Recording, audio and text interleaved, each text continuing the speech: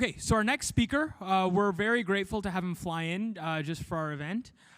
His name is Congressman Shri Thanedar. Of the Michigan's 13th District. So the congressman has been a champion of the US-India relationship. He was a member of the historic bipartisan congressional delegation to India in August of last year, led by Congressman Khanna, who I'm sure a lot of people here are familiar with, during the independence celebrations. And he's a huge advocate of stronger ties between the US and India, and he's going to be moderated by one of our SIPEC team members, Masters in Computer Science, Mr. Ashok Viswanathan. So Ashok, take it away, please. Thank you. All right. Hi. Good afternoon. How's everybody? Great. Yeah, good. Good to see you all. We're going to have a good discussion. We'll open it up and have a conversation as you have on your mind. Just to introduce you, I am the 5th Indian American congressman in the US Congress.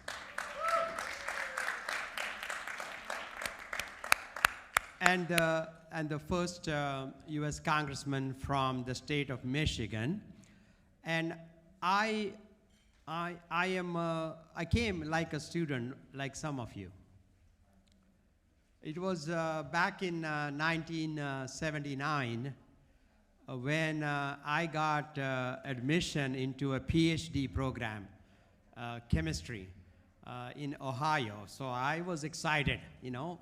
Living in India in poverty and getting my first chance to come to United States to study for my PhD, I was excited. I was 24 years old, and all I needed to do was go to Mumbai, go to the American consulate, and apply for a F1 student visa. I'm the only F1 student visa immigrant who is in the United States Congress.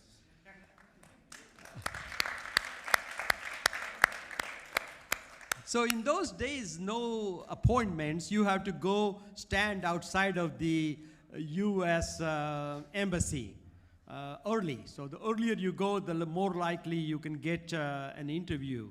So I went there at 5 a.m., stand in the line, and my number was called in at 11 a.m., and right behind the window was this white American lady, her name was Virginia, who was asking me a bunch of questions. And I studied in Marathi medium, I didn't speak very good English, and I answered her questions as best as I can, and after 10 minutes, she said, "Mr. Thanedar, I cannot give you a visa." And that really broke my heart, and I fell down to the ground, lost consciousness, and I don't know when I woke up, and there's Virginia came out of her window, standing in front of me with a glass of water, but no visa. And thereafter, I applied for 3 more times, you know, every time giving more documents, and she kept promptly rejecting my visa. So she rejected my visa a total of 4 times. And the 5th time, I had nothing new to give, no more new documents, no more information. So I took the same package of papers that she rejected the 4th time and resubmitted it. And they said, "Come back at 4, we'll let you know." At 4 o'clock, they said, "We want to give you a visa, give me your passport." And I said, "Why did Miss Virginia change her mind?" And they said, "She has gone to America for vacation." And somebody else looked at your papers. Today, I sit on the Homeland Security Committee as the US Congressman.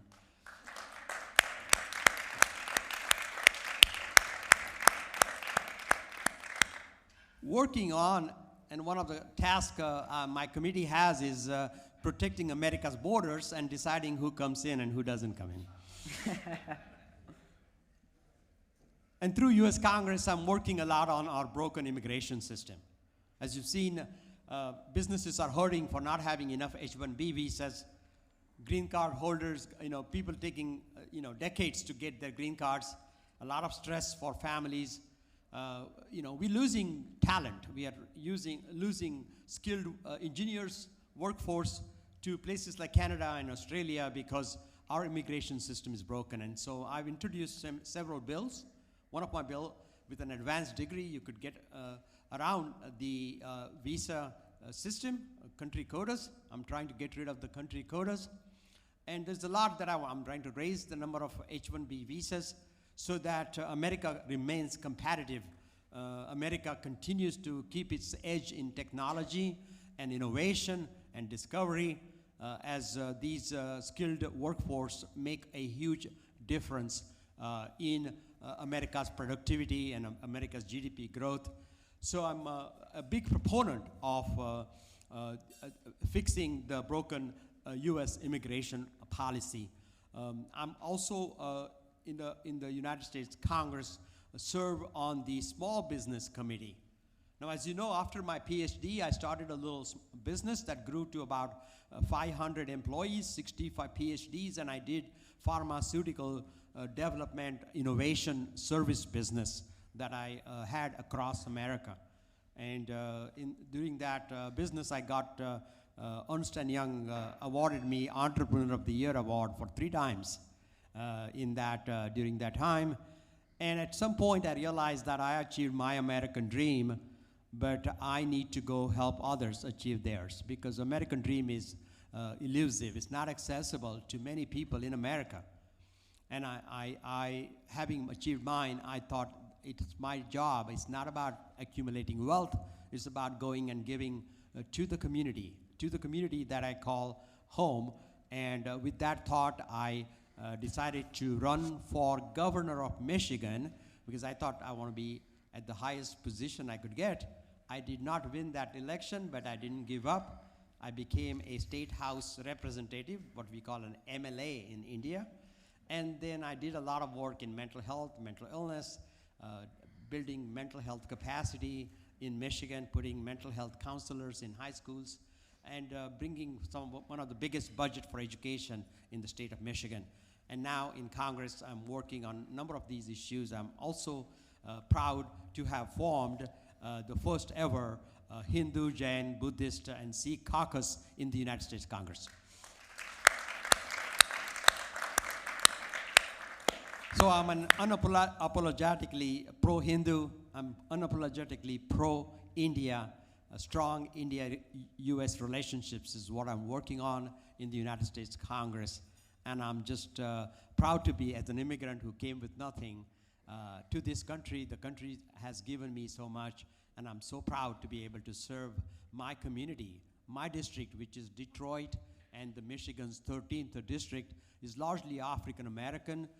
26% of the people are living in poverty, not enough economic opportunities, and I'm working on creating apprenticeship and small business opportunities, business ownership, promoting entrepreneurship in my community, fighting racism, and fighting for economic equity for the community in Detroit and in my district, in the surrounding areas. So thank you so much for being here. Thank you for inviting me.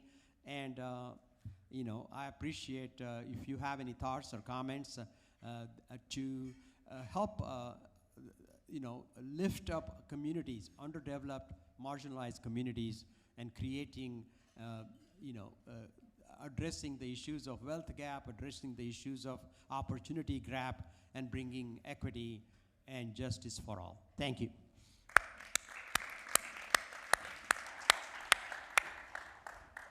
So you just mentioned about the Dharma Caucus. Yes. I was wondering if you could elaborate more, because when you announced it, you got a bit of criticism about it being right-wing nationalism. Yeah. Do you think that those kind of comments are Hindu-phobic, or they also criticize that, you know, you didn't have you know, other dharmic religions part of it? Do you feel that these kind of comments, like if there was different religions involved, they wouldn't get certain criticism that you got? Yeah, that's true. Are you able to hear me okay back there? Yes. Yeah, okay. Yeah, okay, good.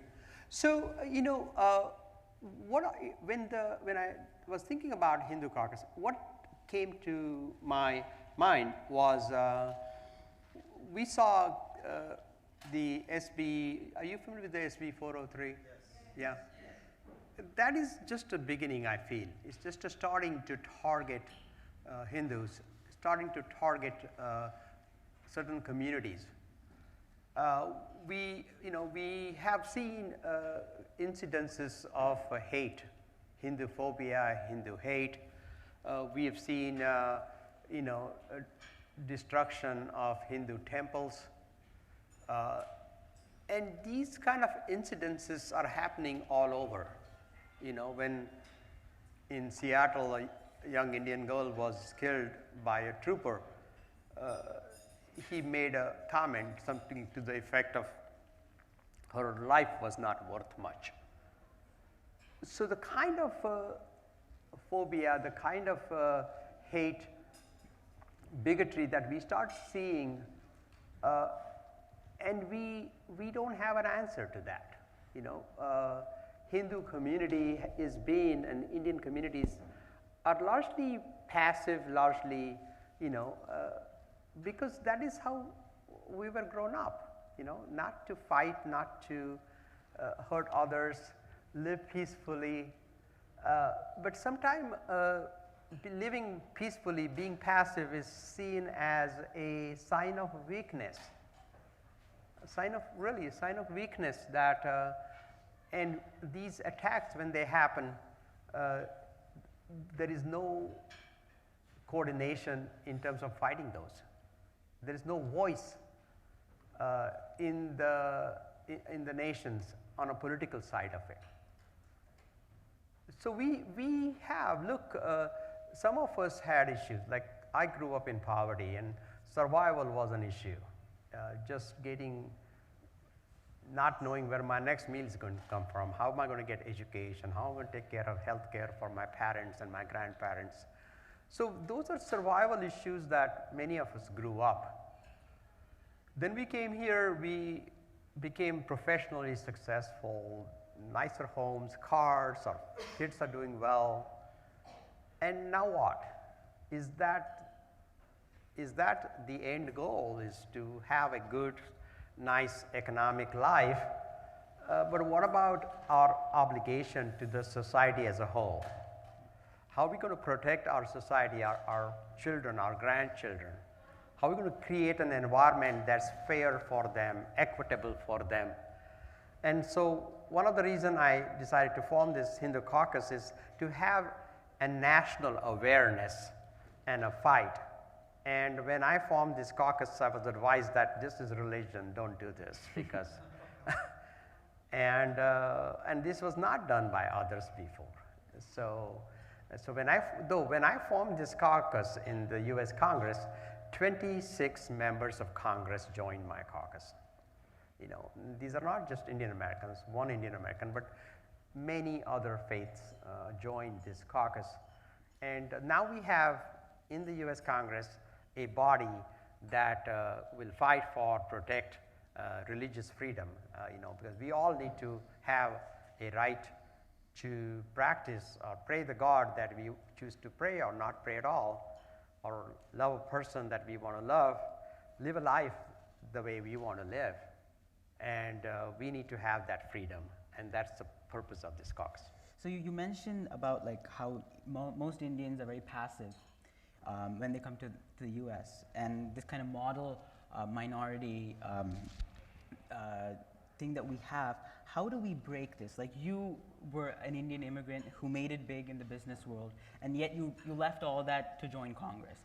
So how do we motivate a similar mentality in the Indian immigrant community so we can leverage that to make change in government? Yeah, because we need to have political muscle. We need to have, sometimes I get calls from frantic Indian community from somewhere. They heard my name. Oh, my child is now become 21 years old and I haven't gotten my green card and now he's out of status and he has to go back, or something. I always get all these issues. We have an artist coming from India and he can't get an appointment for 2 years for a visa interview. So I get all kind of, or we have a young Indian person died and there are some issues about the returns of him to be taken back to India. So there's issues that happen, or the bills in California like the S-403, and that's when people start realizing, oh, I need help from an elected official. You know, that is when people are really focused on this. Until then, you know, people are just focused on their own life, their own home, their cars and their kids and their education and their job. But I think we have an obligation beyond all of that. And beyond all of that is how is we going to lift the community, you know, and what are we going to do to the mainstream? Until it hits your family, you don't commit any action. Yeah, we you know, and our community has so much to give. The Indian American community with its excellence in technology, you know, there is a technology gap. A lot of the time we see marginalized communities, African American communities, black and brown communities that don't have opportunities. And a lot of it is a lack of the technology, lack of technological skills. So if we can think of beyond our own lives, beyond our own homes, and wanting to do good for the greater community, then only we are going to be truly Americans. We are going to be truly part of this country, truly part of the US fabric. So what do you think are the biggest issues facing the immigrant community in your district or in the US for that matter? Is it issues with H-1B visas, green cards? Like what is the biggest concerns, and what have you been doing to alleviate these problems? So we're working on raising the number of H-1B visas.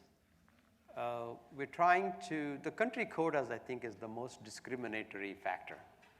Where you are born must not be an issue in terms of getting green cards. And some of the people in H-1B today who applies for a green card may have to wait 100 years to get a green card. And we just don't have a good system. And you know, the last president created a lot of phobia around immigrants, and he continues to do that. And this is a country of immigrants. Our country is what we are. Our greatness lies in the fact that immigrants built this country. But today we have an environment where immigrants are bashed and they are criticized and put down and called all kinds of names. And I see that sitting in a Homeland Security Committee, I see the biases in members of Congress. And one of the things that I'm trying to do is to make them aware of the immigrants' contribution and the need for us to have a strong immigrant policy.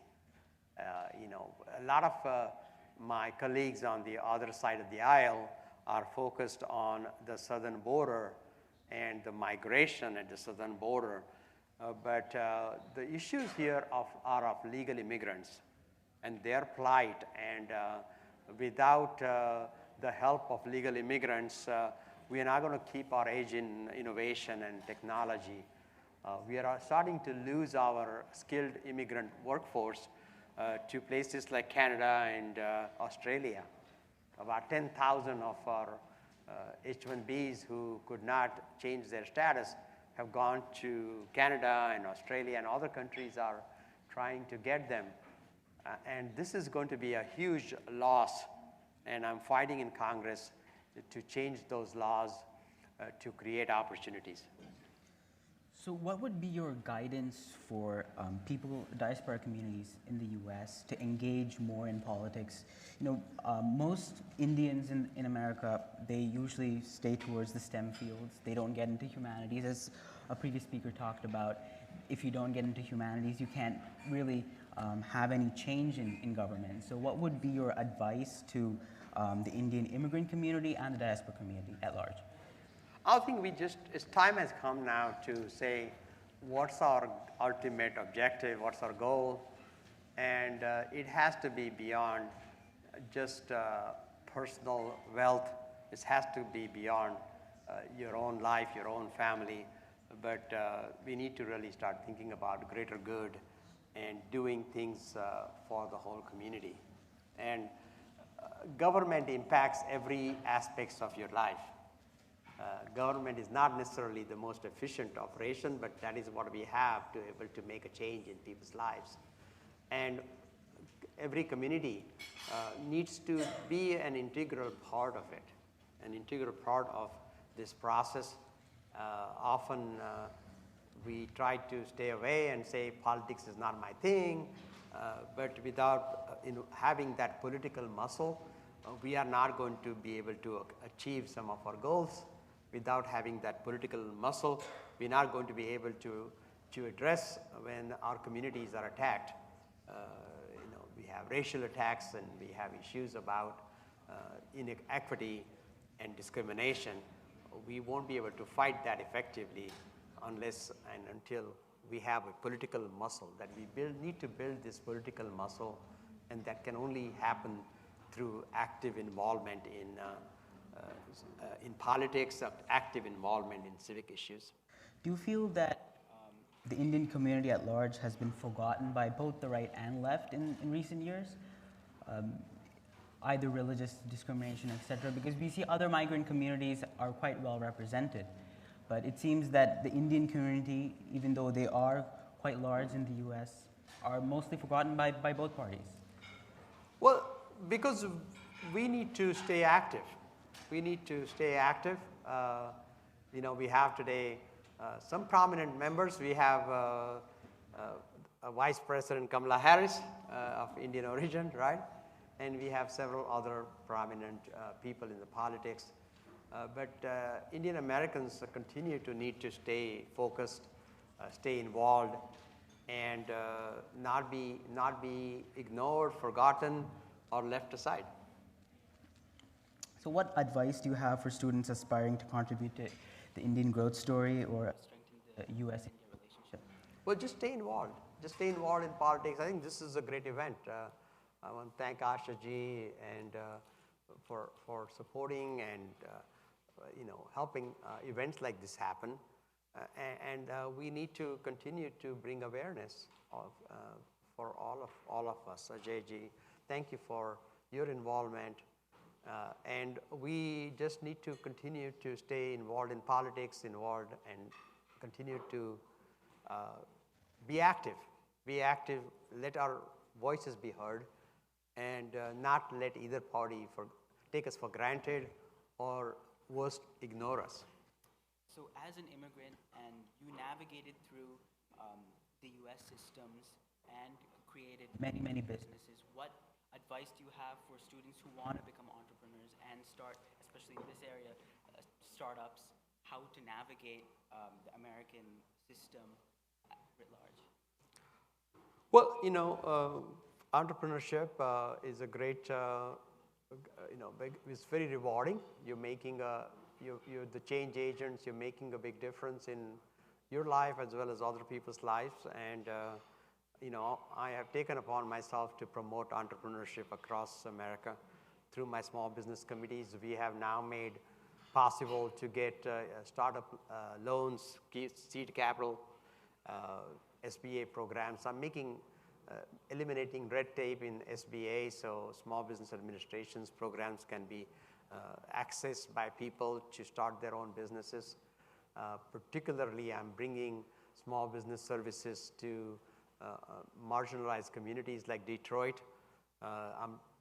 We have seen under President Biden, we've seen highest growth in black and brown-owned businesses, women-owned businesses.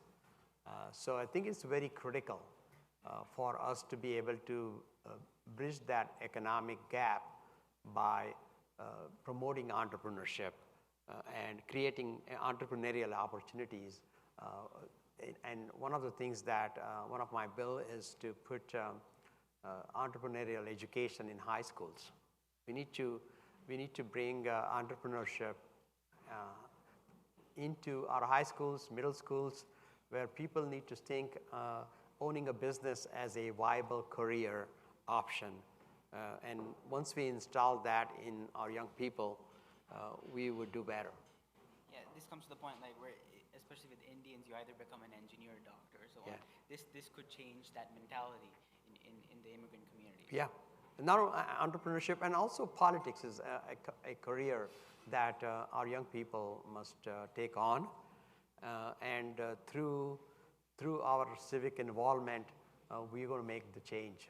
We need to become the change we want to make happen. I think at this point we can open up for questions. Yeah. Any questions for Congressman? So my question is,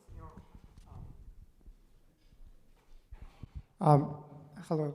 So my question is, despite having Indian leaders in positions of influence, somewhere we are still not able to move the needle when it comes to immigration.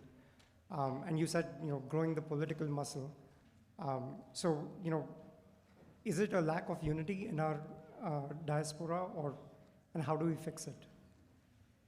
Well, the grassroots efforts, we need to, issues that we need to, global issues, whether it is inequities, whether it is discrimination, whether it is, opportunities. We need to really be involved in local organizations. We need to give our time, volunteer our time for causes that are important to us. And through engagement at the grassroots level, we can create these awareness. So we need to really dedicate some amount of time, efforts to be politically active, engaged, to demand the change that we want to see. Thank you.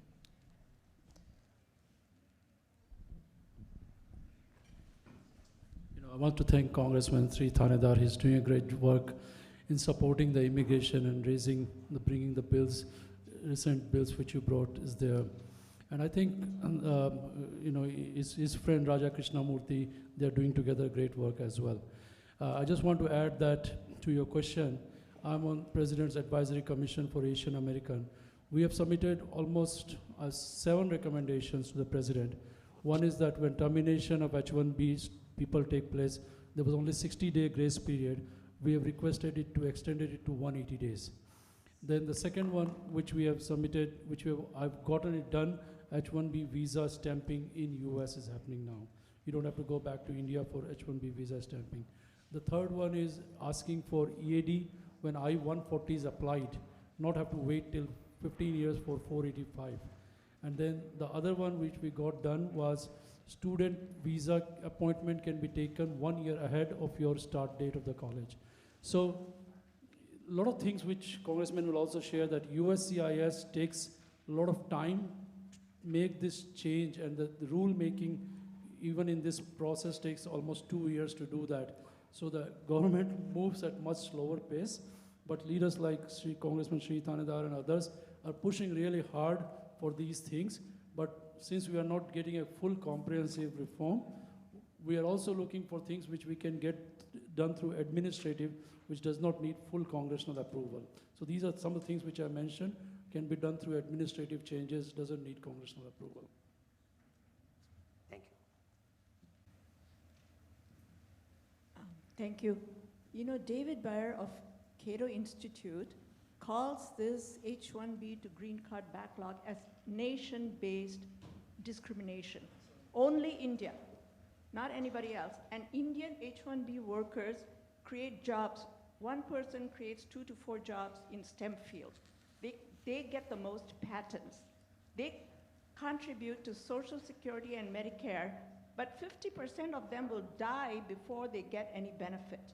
Because right now, if you are H-1B and you're applying for a green card, you will have to wait 135 years before your line comes up. So nobody knows that. So the longest waits are for China and India. China is 17 years and India is over 100 years. There's no fairness. And Congress has always said, we will do comprehensive immigration reform, which in my mind is very euphemistic. So comprehensive. So now they are doing immigration reform. They are actually talking. So what can we do? Each one of you call Rokana and call your 2 senators and the senator to be. Call them. It's very easy to call. You type 1 letter and it can go to everybody and can go to Biden too. So if you do that, you will at least let them hear your voice, because we are so silent. I didn't know this until I heard an NPR program where a young woman who's a college student saying she's going to be 21, she has to self-deport because her parents are still on H-1B. And they've been here for decades. So, It's for our whole community. So if you're here as a student, you're now H1B, there's no certainty you're going to get anywhere, unlike other communities. You know, they come here, they get a work permit, you can get, you know, you can stay here. Whereas if you come here with your child and the child is now going to be 21, the child has to go back to wherever. So it's a lot of, and we do the, Paul Krugman, the economist, Nobel Prize winning laureate, he says, H-1B visa holders are the drivers of our fiscal future. So we do a lot, and we need to get the recognition for it. Thank you. Good thoughts, Padmaji. That is really, really very critical. Yeah. Yeah, and we don't have an appetite in Congress. I hate to say this, but at this stage, there is no appetite in Congress for a comprehensive immigration reform. It's not going to happen anytime soon. We're trying to create awareness. But in the meanwhile, like Ajay, you said, there's a lot we can do through executive orders. Lot we can do through rule making, and that is what we are all working together. I'm also taken a piecemeal approach. So I've taken, like there are green cards that remain unused every year. So we have a bill now that I'm co-sponsoring that will capture those unused numbers so that we could use those numbers. But ultimately, our goal has to be to get rid of the country quotas. Country quotas is one of the most discriminating thing based on a person's place of birth, and that has to be eliminated.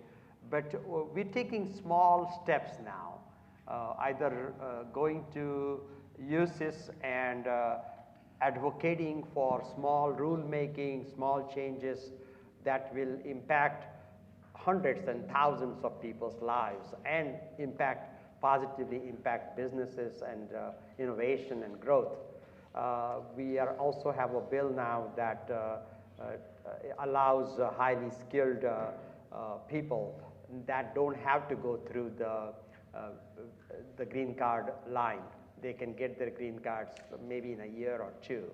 So those are kind of things that we are trying to bring, and I'm trying to build consensus among my congressional colleagues. I think we're out of time here. Yeah, no, thank you. Yeah, I think we're out of time here. Just before we end, I do have to give you a hat. It is a red hat, but it's not a Trump hat.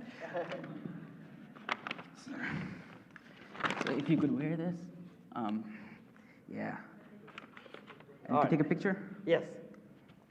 I'm sure it's not a Trump hat. As long as it's not a mega hat, right? Yeah. Let's give them a round of applause.